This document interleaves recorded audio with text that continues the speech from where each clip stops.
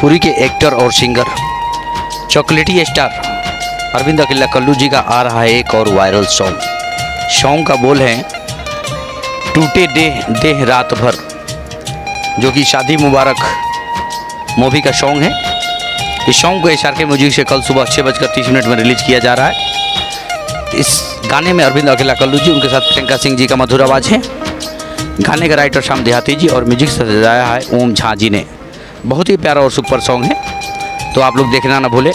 कल SRK music पर जाना है, गाने को ढेर सारा दुलार प्यार देना है। साथ ही अगर आप हमारे चैनल पर नए हैं, चैनल को सब्सक्राइब कीजिए, शेयर कीजिए, ढेर सारा दुलार प्यार हमें भी दीजिए।